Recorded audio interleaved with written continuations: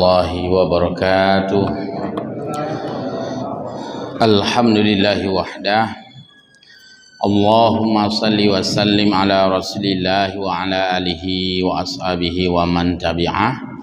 Allahumma rabbana zidna ilma warzuqna fahma birahmatika ya arhamar rahimin.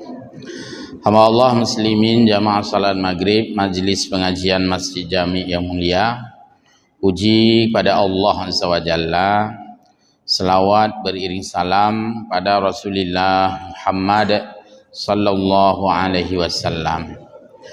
Tunggu-tunggu dan guru-guru kami yang mulia, kita lanjut kembali pengajian biasanya. Maudhu'at tafsir, rujukan kitab Tafsir Khazain, malam ini halaman 98, Al-Juz'ul Awwal, jilid yang pertama. A'udzu billahi minasyaitonir rajim. Qala Allah Ta'ala, huwallazi khalaqakum min tinin thumma qada ajala wa antum tamtarun. Makna secara bebas, dialah Allah khalaqakum, yang telah menciptakan kamu dari tanah. Kemarin sudah sepintas kita bahas, ini berkaitan dengan penciptaan Nabiullah Adam. Sementara kita adalah dzurriyyat, generasi yang sudah beranak pinak, dan kita disebut dengan cucu Nabiullah Adam, juga dari tanah.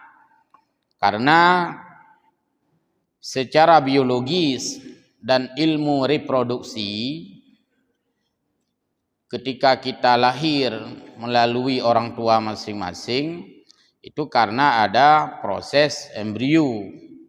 Yang embrio itu sudah dijelaskan oleh Allah dalam Al-Quran, yakhruju min bainis sulbi wat taraib.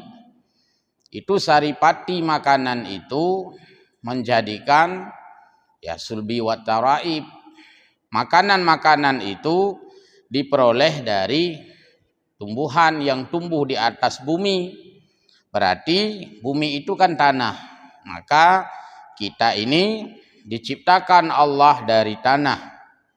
Kalau Nabiullah Adam memang langsung diambil tanahnya oleh Allah Subhanahu wa taala. Wa ajalum musamma, summa qada ajala. Kemudian Allah menentukan ajal kita. Ajal itu bisa diberi makna batas, ajal, ketuhajai, batas. Kita ingin melihat bagaimana makna yang lebih luas tentang ajal ini.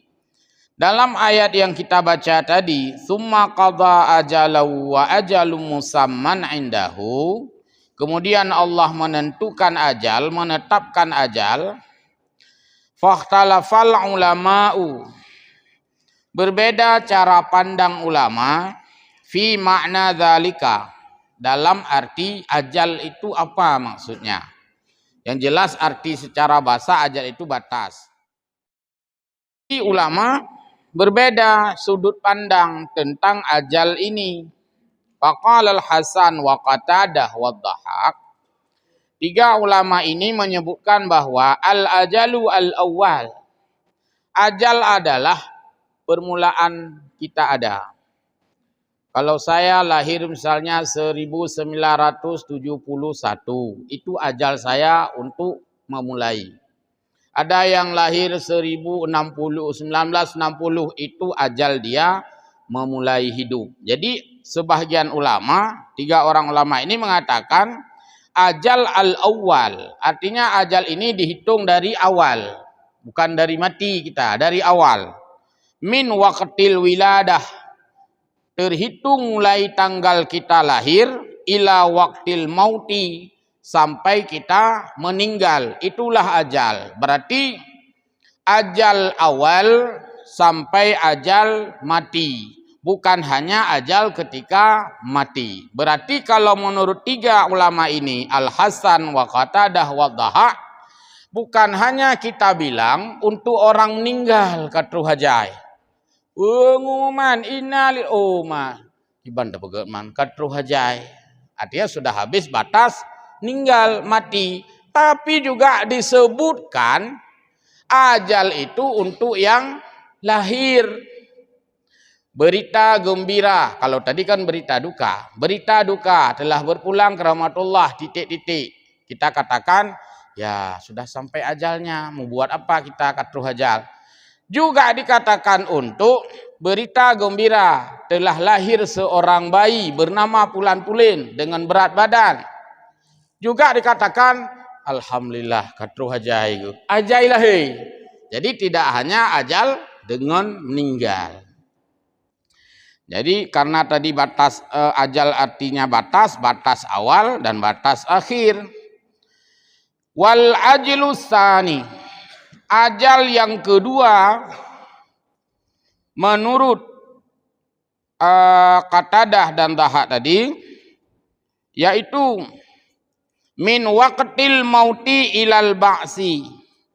Dihitung sejak meninggal sampai dengan bangkit nanti, bangkit. Pengumuman telah meninggal dunia Pulan bin Pulan misalnya, sudah sampai ajal. Nanti hari kiamat kapan nanti dibangkitkan kita oleh Allah, itu berarti datangnya ajal bangkit. Maka makna ini dihitung dari mati sampai bangkit. Kalau yang tadi pertama dihitung sejak wiladah kita lahir sampai mati. Wa huwa al-barzakh, yaitu bangkit dari alam barzakh. Karena waktu bangkit kitanya untuk roh kiamat itu semua dari alam barzakh. Kita sudah dibangkitkan di kuburan masing-masing.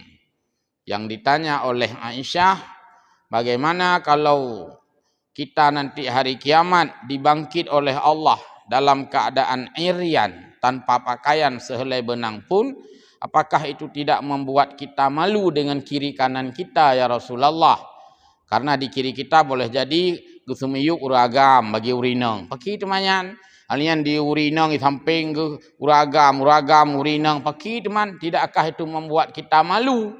Rasul menjawab dalam hadis, tidak sempat untuk berumun masalah itu. Karena kita semua sedang sibuk dengan urusan sendiri, amal kita sendiri. Mungkin uronya ente tak ke anak tu mengiang nyampe ke rumahnya kena hantu mengiang. Iganya hana tu mengiang ada gitanyo, itanyo pe hana tu mengiang ada urenyan karena lebih sibuk dengan urusan amal masing-masing.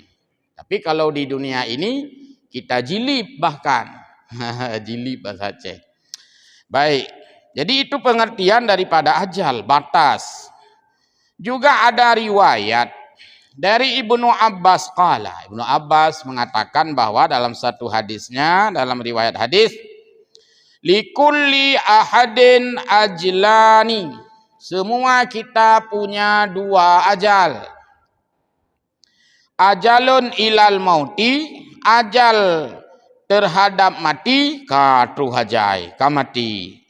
Wa ajalum minal mauti ilal ba'si, ajal mati sampai kita bangkit. Itulah kata Ibnu Abbas, semua kita ada dua ajal. Ajal pertama saat kita mati dibilang katru hajai, saat kedua itu semuanya serentak, yaitu saat bangkit dari alam kubur. Fa in kana ar-rajulu birran taqiyan usulan lirrahmi zayyada lahu min ajlil ba'si ila ajalil umur. Maka orang-orang yang bergelut dalam kebaikan, bergelut dalam ketakwaan, juga rajin aktif bersilaturahmi, maka Allah Maha mampu untuk menambahkan daripada umurnya. Hanya umur tu.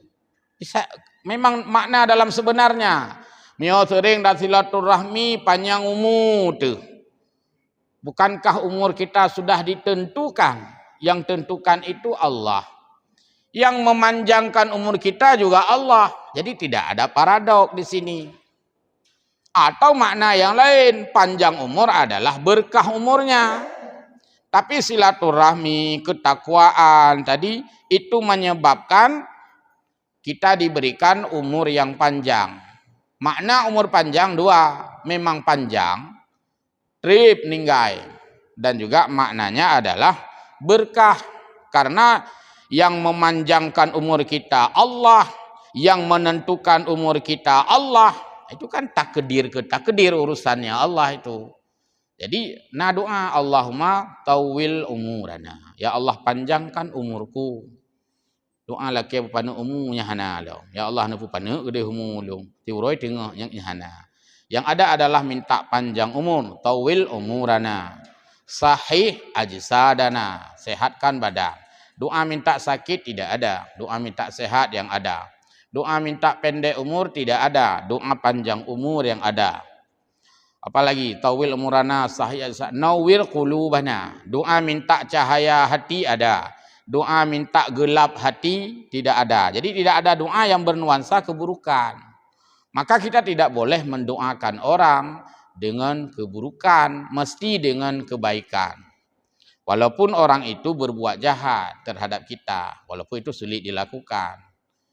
Kan banyak orang tidak mendoakan kebaikan pada orang yang berbuat jahat, justru mendoakan belham dengan doa-doa yang negatif. Itu sebenarnya satu kesalahan kita. Maka berbuat baik kepada orang berbuat jahat lebih banyak nilainya, lebih banyak pahalanya ketimbang berbuat baik terhadap orang yang berbuat baik untuk kita. Karenanya 50-50 ya.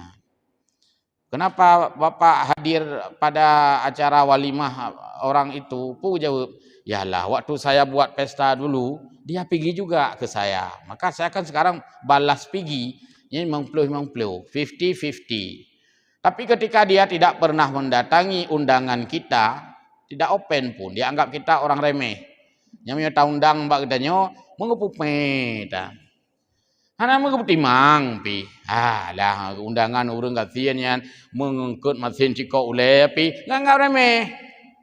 Tapi ketika dia mengundang, kita hadir walaupun dia tidak pernah hadir untuk kita, dan kita tidak balas dendam tidak hadir. Hadir juga padahal tahu kita dia tidak pernah hadir undangan kita. Ini lebih banyak pahala daripada membalas undangan orang yang hadir kepada kita. Tapi ini sulit dilakukan. Pertanyaan, kenapa banyak nilainya kita hadir undangan orang yang tidak pernah menghadiri undangan kita? Karena itu susah dilakukan. Susah dilakukan, ketika kita lakukan dapat pahala banyak. Sama seperti kenapa salat berjamaah subuh lebih banyak dari salat jamaah maghrib. Karena lebih susah berjamaah subuh. Susah inilah yang diberi pahala lebih banyak. Konsep amal kita, semakin sulit cara kita berbuat, semakin sulit keadaan yang kita hadapi, semakin banyak pahalanya itu. Baik, jadi itu beberapa makna daripada ajal. Kita ingin melihat lebih jauh lagi. Wa ingkana fajiran qati'an lirrahmi. Kalau seseorang itu fajir, bergelimang dengan dosa, fajirun, bergelimang dengan kesalahan, bergelimang dengan maksiat, qati'an lirrahmi, juga memutuskan silaturahmi, naqsun min ajlil umur, maka Allah Subhanahu wa taala boleh jadi mengurangi umurnya, walaupun bangkitnya nanti sama sekalian pada hari bangkit, pane umur tu. Maka urang pane umum ya, termasuk salah satunya ke atas dasar hadis ini, yaitu kurangnya bersilaturahmi. Tapi ini bukan artinya rumus kita. Silaturahmi pane umum ke. Tahu-tahu umur kayaknya lebih panjang sih. Bukan kita yang membuat rumus ini. Tetap kembali kepada kudrah Allah. Kan hana paradok ya, kudrah Allah. Pupanyang umum pi kudrah Allah, pupane umum pi kudrah Allah. Cuman perintah di dalam hadis bahwa kita gemar bersilaturahmi, gemar ulamnya bersaudara, gemar berbuat kebaikan. Itu faktor-faktor yang menyebabkan kita itu panjang umur. Kalaulah bukan usia yang panjang, tapi kebaikannya bisa lebih banyak. Wal ajlu tsani, yaitu sudah lewat nih. Wa ma ya'muru ada ayat yang lain, saya tidak baca panjang. Wa qala Mujahid, tadi pendapat yang di atas Hasan, Qatadah, Dhahak. Sekarang pandangan ulama yang lain dalam menafsirkan ajal adalah seperti disampaikan oleh, di sini ada Mujahid nama orang, ada Sa'id bin Jabir juga nama orang, nama para mufassir yang menjelaskan ayat ini. Al-ajlul awal, yang dikatakan ajal manusia yaitu ada dua. Pertama, al-ajlul awal, ajal dihitung dari awal, yaitu ad-dunya, ajal di dunia. Ajal di dunia yaitu mati itu ajal sih, maka sama dengan yang pegah bunuh sih. Cara beda cara menyampaikannya. Yang kedua, ajal akhirat. Ajal akhirat yaitu kita bangkit ke akhirat. Jadi redaksi dan hak paten bahasa yang berbeda. Kalau yang tadi menyebutkan, Ibnu Abbas menyebutkan ajal itu ada dua. Pertama mati, kedua bangkit. Hanya pegah dunia, hanya pegah akhirat. Kalau Mujahid ini dan Sa'id bin Jabir mengatakan ajal ada dua. Satu ajal dunia. Ajal dunia kan mati juga jadinya. Dua ajal akhirat. Kita nanti bangkit lagi. Sama. Intinya adalah ajal itu batas. Wal ajlu tsani huwa ajlul qiyamah. Maksudnya adalah ajal ketika kita menghadapi hari kiamat. Wa huwa aidan ma'lumun muqaddarun indallahi la ya'lamuhu illallah. Kapan itu ya tidak ada yang tahu. Karena yang tahu hanya Allah Subhanahu wa taala. Inilah makna ajal dalam pengertian ayat ini. Kalau makna ajal secara bebas, mungkin semua yang berbatas boleh diberi makna ajal. Disebut dengan ending, berakhir. Game, tamat.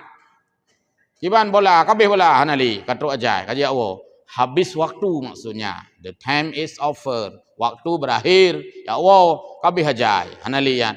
Bangga SIM. Oh man, bapak ini enggak boleh pakai SIM. Kenapa? Sudah habis ajalnya. Kabeh ajal, ka mati. Date jika berlalu, ka expired. Hanya kun ajal secara umum. Cuman ajalnya hana takun ba urang terus. Umuman, ka game tidak urang. Han cocok meninggal, baik ka game dah kun. Pengumuman ada berita duka telah game seseorang. Yang kembalinya ngaulemik ihram tu. Jadi tak tempatkan bak kalimat umum ajal itu berakhir boleh saja. Ada juga ajal itu berakhirnya masa kemajuan. Boleh juga disebut dengan habisnya masa periodik. Habis periode kena. Hok kecil hana le pakan katru ajal. Pemana ajal? Katru mengtun, itu ajal juga. Seorang kepemimpinan kabeh periode katru ajal. Jadi ajal juga masa berlaku dan masa aktif. Disebut juga ajal dalam bahasa Arab secara umum. Tsumma antum tamtarun, kata Allah. Kemudian kamu meragukan. Maksudnya sudah demikian Allah jelaskan. Tapi bagi orang-orang kafir itu dalam ayat ini masih saja meragukan. Maksudnya pun mereka tidak beriman kepada Allah Subhanahu wa taala. Kan orang-orang kafir tahu masalah ini. Tahu dia, tahu kita ada ajal, tahu dibangkit hari kiamat, ya tahulah. Bahkan mereka buat lagi film kiamat 2000 berapa? 2022, 2012. Putri kabar lalu. Kan mereka ilustrasi itu, film kiamat. Karena mereka yakin juga kiamat itu ada. Enggak mungkin ilustrasi film seperti itu kan bayangan. Apakah film itu benar-benar? Film itu bukan maksudnya kiamat bukan seperti film itu. Pasti enggak tahu kita bilang bagaimana dahsyatnya. Tapi hanya sejauh sebatas ilustrasi Film saja dibuat sudah begitu ngeri, bayangkan. Mampu film yang bibit. Jadi mereka juga yang buat itu kan bukan Islam. Saya dengar belakangan masuk Islam. Ya. Jadi artinya walaupun pelajaran-pelajaran itu diperoleh dari Al-Quran misalnya, tapi bagi orang-orang yang tidak beriman ya tetap tidak beriman. Maka firman Allah dalam surah Al-Baqarah di halaman awal-awal itu, innal ladzina kafaru sawaun alaihim a'anzartahum am lam tundirhum la yu'minun. Orang-orang kafir itu sama saja diperingatkan atau tidak, mereka la yu'minun, tidak dengar tut saja. Hanai pupe, hanai perumen, hanai pako. Ya. Kita lanjut lagi. Wa huwallahu fis samawati wa fil ard. Yakni wa huwa Allah ilahus samawati, Allah Tuhan bagi langit. Bumi Tuhannya Allah, langit Tuhannya Allah, penghuni bumi Tuhannya Allah, penghuni langit Tuhannya Allah. Jadi dalam ayat ini, ya ini bahagian daripada juga sebagai klarifikasi daripada perselisihan pembicaraan. Yang tertulis di sini adalah wa huwallahu fis samawati. Saya terjemah dulu, nanti saya berikan pemahaman makna. Dialah Allah di langit. Nah, mungkin kalimat ini yang diperdebatkan. Kenapa mereka katakan Tuhan di langit? Apa ayat ini dijadikan landasan Tuhan di langit? Na'udzubillah. Karena saya tidak berpaham seperti itu. Mungkin ayat ini yang diambil. Nah, harus diberi makna dulu. Apa maksudnya dialah Allah di sini, di sini di langit? Bukan domisili, bukan tempat tinggal, jangan salah. Dijelaskan, yaitu ilahus samawati wa ilahul ardi. Di langit kan ada makhluk Allah. Kalau kita tanya sama makhluk Allah di sana, tanya sama bintang, bintang, Tuhanmu siapa? Dia akan jawab, Tuhanku Allah. Berarti Allah juga Tuhan yang ada di langit. Bagi makhluk langit, Allah itulah Tuhannya. Kita yang di bumi, kan Allah juga Tuhannya. Jadi bukan tempat tinggal Allah di langit. Mungkin ya dari ayat ini kalau tidak dilihat tafsir, ya makna letterless, ya terkesan seolah-olah Allah di langit. Karena diambil dari makna fi itu. Fi kan artinya di. Bahasa Inggrisnya fi sama dengan at. At kan di artinya. Jadi bukan begitu maknanya. Allah adalah Tuhan bagi apa saja yang ada di langit, ya Allah Tuhannya. Bagi apa saja yang ada di bumi, kan Allah juga Tuhannya. Maka Allah adalah Tuhan bagi semuanya. Penghuni langit pun Allah itu Tuhannya. Kita penghuni bumi pun, ya Allah itu, Allah yang sama itu Tuhan kita. Waqila maknahu wa huwal ma'budu. Makna di sini juga berarti yang disembah. Yang disembah oleh makhluk langit. Kan ada malaikat di sana. Ada semua benda-benda angkasa di sana, semua makhluk Allah. Ya menyembah Allah dengan cara masing-masing. Yang jelas bertasbih pada Allah bukan hanya kita. Ada ayat lain itu, yusabbihu lillahi ma fis samawati wa ma fil ard. Makhluk langit bertasbih kepada Allah karena kenapa? Ya Allah Tuhannya. Makhluk bumi pun bertasbih kepada Allah karena Allah itu juga Tuhannya.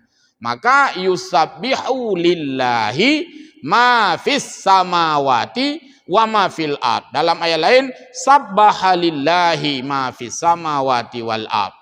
Jadi ketika bicara Tuhan di langit, itu bukan tempat tinggal Tuhan di langit. Dan inilah i'tikad Ahlus Sunnah wal Jamaah. Tapi Tuhan bagi penghuni langit. Kan jauh tetap beda. Jauh sekali maknanya itu.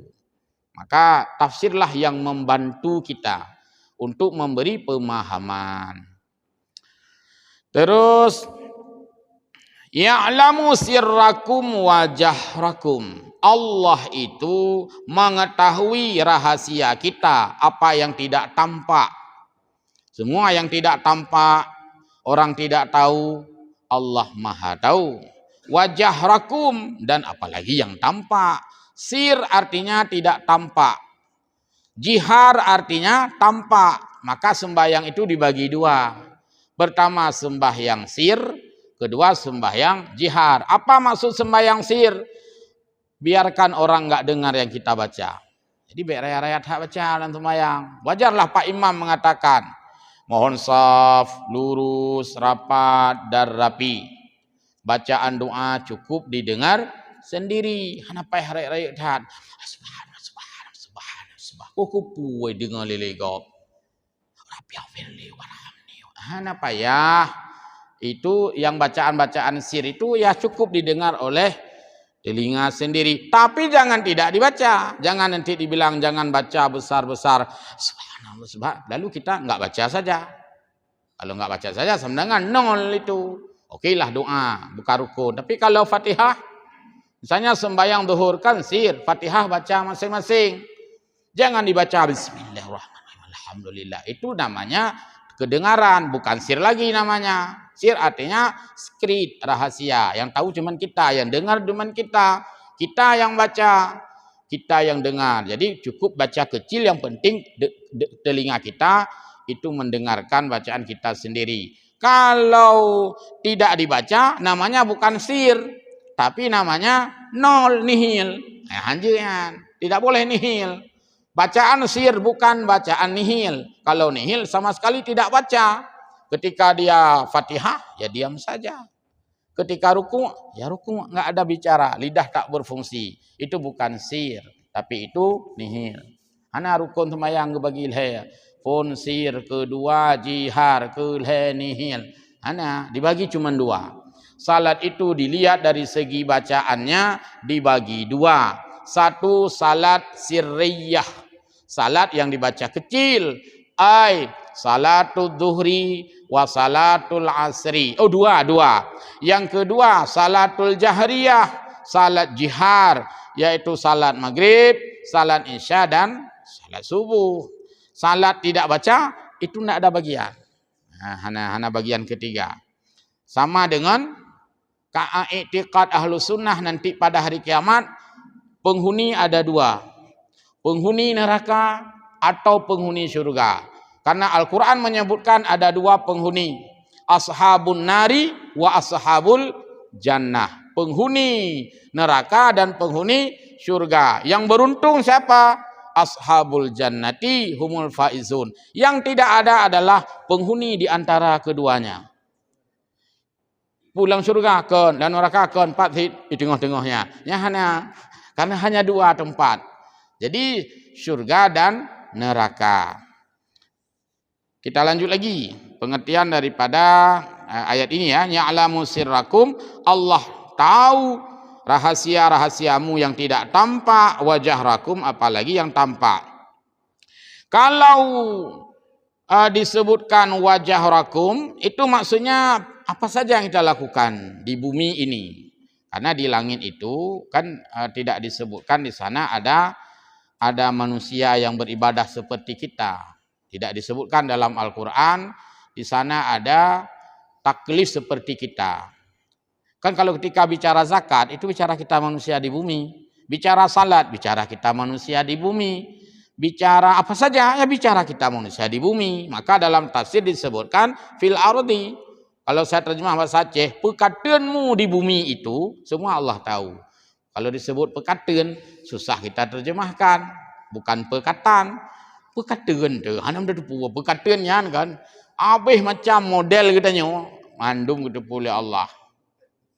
Sulit saya temukan arti pekaten. Ya. Kalau perbuatan mungkin biasa kan. Ya. Aduh, nak kau kudu pekaten. Ya, pekaten bukan hanya perbuatan yang dilihat orang, tapi juga perbuatan yang disembunyi-sembunyikan. Balung pun kayak apa habis putung perkataan ni. Berarti perkataan yang tidak dinampakkan juga dia tahu. Itulah makna perkataan.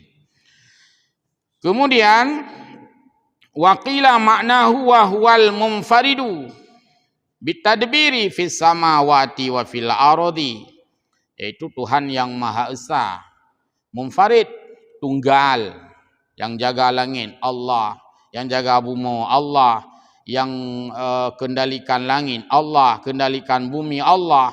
Jadi Allah tidak bersekutu, tidak ada dualisme, Allah hanya satu.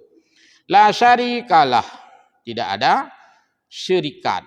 Syirikat ini yang bahasa Arab dijadikan bahasa Indonesia payah pakai sin, syirikat, dibuang y-nya, tinggal serikat. Jadi serikat itu artinya ganda, pemiliknya lebih satu orang, disebut dengan serikat, serikat dagang dan sebagainya. Fihima. Jadi walaupun di langit ada makhluk, di bumi ada makhluk, ada langit dan ada bumi, Allah tetap satu yang Maha Esa. Wal muradu bisirri, apa maksud sir di sini? Ma yakhfihi al insanu fi dhamirihi fahuwa min a'malil qulub. Sir adalah amal kita, bagaimana profil dalam hati kita yang tidak tahu orang. Maka kita disuruh juga bersihkan hati. Ya, orang lain tidak tahu hati kita jelek atau tidak. Taunya adalah ketika perbuatan. Bukannya nak kueh katanya, wah nak kueh hana taturi. Baru taturi kueh, pada gitu hentul kueh dah laga katnya. Pada kalian gatih kueh dah laga. Sebelumnya itu tidak nampak perilaku yang menyimpang pada hati orang itu. Maka kita tidak boleh menghukum orang itu dari batin. Tidak boleh.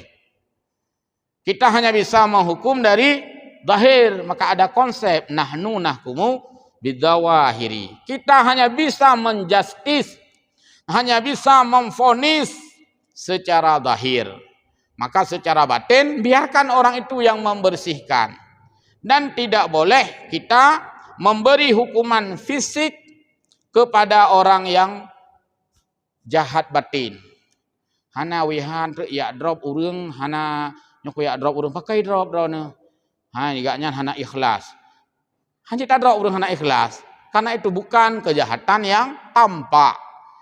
Lalu ada orang yang buruk sangka, tak drop lagi tanya, hanya tak drop urang buruk sangka karena hana datang buktikan. Bagaimana empiris dia itu buruk sangka. Kayaknya kau buruk sangka gelung. Maka lumpah pekan apa buruk sangka dia untuk saya. Di mana kamu tahu dia buruk sangka? Karena dia memfitnah saya. Fitnah itu zahir lagi nanti. Jadi yang buruk sangka dalam hati tidak bisa dihukum.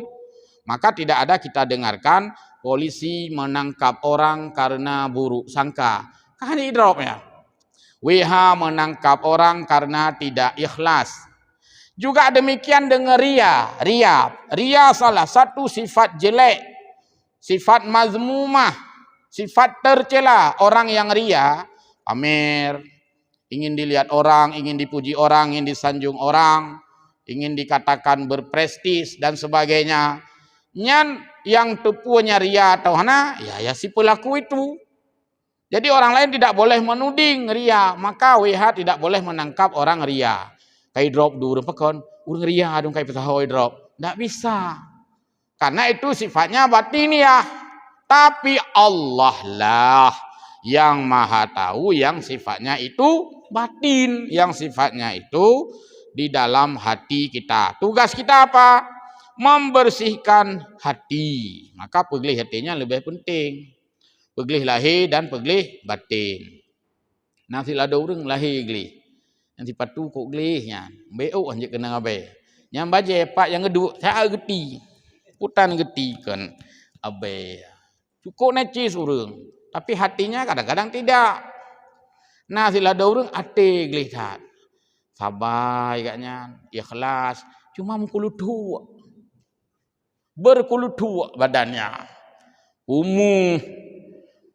Tidak necis, hana rapi, hana gaksit. Maka kita harus zahirau wa batinah. Kan wate tamu doa ta ikut Nabi kan dua. Allah marzuqna mutaba'atan nabiyya. Ya Allah jadikan aku orang yang mengikut Nabi. Dari segi mana kita mengikuti Nabi? Awalau wa akhirah, masa kecil dan masa tua. Ikut Nabi. Wa zahirau wa batina, ikut Nabi secara zahiriyah. Nabi bersih. Ikut secara zahiriyah. Yang legau, hey, bukan gelih-gelih tak baca ke. Hai, Nabi hana agak sok baca kuto. Lu ikut Nabi. Pegah lagi nyan. Ikut Nabi kamu kawin petok, dumpu apa tak ikut. Ya, pakai gelih tak silap. Hai, Nabi hana galak ke silap kuto. Silap rah tak tiga go.